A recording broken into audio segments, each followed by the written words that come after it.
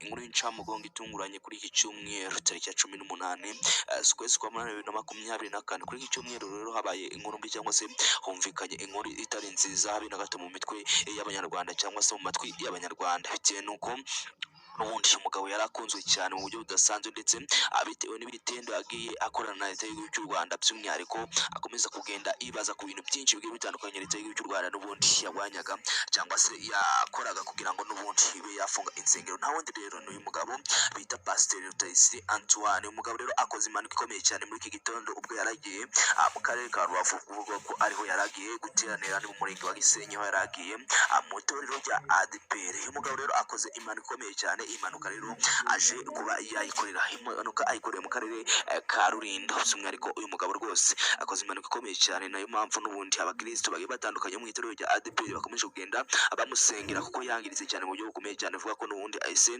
ajyanwa mu bitaro bikuru hariya i Kigali muri CHK. Ubu ngubu niho akomeje kugenda yitabwaho n'abaganga mu buryo budasanzwe. Iyi mpanuka rero ibiteye niki? Impanuka ibereye hehe? Iyi mpanuka ni gute uyu mupasiteri Rutayisire Antoine yaba yangiritse mu buryo bungana iki? Ibyo byose nibyo tugiye kurebera hamwe gatanu kuri gatanu. Kuno mugabo Pasiteri Rutayisire Antoine kabisa wagiye ahangana na leta y'igihugu cy'u Rwanda nyuma yuko abari bamaze kuba bafunga insengero tariki ya 2 z'ukwezi kwa munani 2024. Vuga ko insengero zavuga ibihumbi 8 zari zimaze kuba zashyirwaho ingufu, ndetse uno mugabo n'umundi agangana na leta y'igihugu cy'u Rwanda agatangaza amagambo akomeye cyane.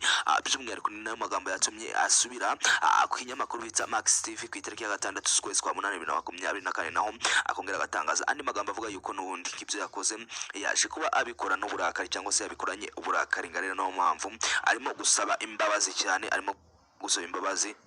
Niyo mpamvu yahise asaba imbabazi leta y'igihugu cy'u Rwanda, avuga yuko n'ubundi imvugo yakoresheje atari imvugo nziza. Ngarera no mpamvu arimo kuba yasaba imbabazi. Uyu mugabo rero ni byinshi byakomeje kugenda bimugaruka, nabyo tugiye kurebera hamwe gatanu kuri gatanu. By'umwihariko tureba kuri ino mpanuka idasanzwe yaje kuba akora agiye mu karere ka Rubavu, by'umwihariko mu murenge wa Gisenyi, aho yaragiye kuba yateranira n'abandi bakristo by'umwihariko ba ADPR muri rusange. Ni byinshi tugiye kurebera hamwe gatanu kuri gatanu. Nakindi gusaba usibye gukanda subscribe kugira ngo uko dushyizeho inkuru cyangwa se ikiganiro abashe kuba wakibona amambere, ndetse tukarushaho no kujya tubana gatanu kuri gatanu makuru n'ibiganiro bigiye bitandukanye, by'umwihariko biba bitambuka ahangaha kuri Magic TV. Nyaboneka kugenda bimugaruka, nabyo tugiye kurebera hamwe gatanu kuri gatanu. By'umwihariko tureba kuri ino mpanuka idasanzwe yaje kuba akora agiye mu karere ka Rubavu, by'umwihariko mu murenge wa Gisenyi, aho yaragiye kuba yateranira n'abandi bakristo by'umwihariko ba ADPR muri rusange. Nibyo tugiye kurebera hamwe gatanu kuri gatanu. Nakindi gusaba usibye gukanda subscribe kugira ngo uko dushyizeho inkuru cyangwa se ikiganiro abashe kuba wakibona amambere, ndetse tukarushaho no kujya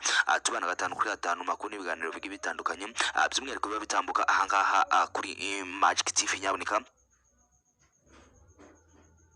24 nibwo mu gihugu cy'u Rwanda umvikanye inkuru itari nziza muri iki gitondo, itari nziza habe na gato. By'umwihariko ni inkuru n'ubundi ni inkuru yumvikanye hagati muri iki gitondo, by'umwihariko kuri uyu mugabo Pasiteri Rutayisire Antoine, nyuma yuko yari umugabo wari umaze kuba yamenwa na bose mu gihugu cy'u Rwanda, ndetse akaba ikirangire mu gihugu cy'u Rwanda, bitewe nuko yari yamaze kuba yahangana na leta y'igihugu cy'u Rwanda ubwo yafungaga insengero ku itariki ya 2 z'ukwezi kwa munani 2024.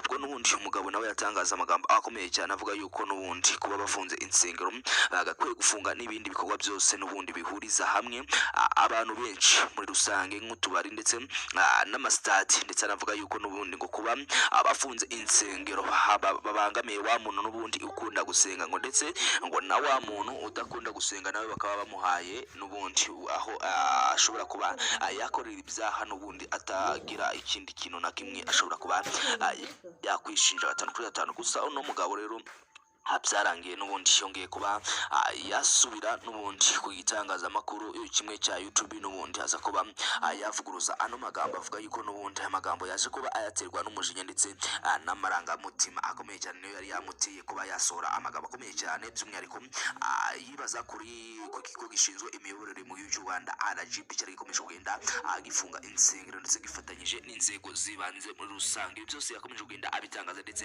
asaba na leta y'u Rwanda imbabazi, ndetse ubona ko n'ubundi yari yarangije n'ubundi kuyakira ndetse no kwemera ibyo leta y'u Rwanda ikora. Nyuma rero kuri iki cyumweru ubwo yagiye guteranira mu karere ka Rubavu, uvuga ko ariho yaragiye guteranira, ndetse by'umwihariko hari mu murenge wa Gisenyi ubwo bari bamwiteguye cyane muri rusange.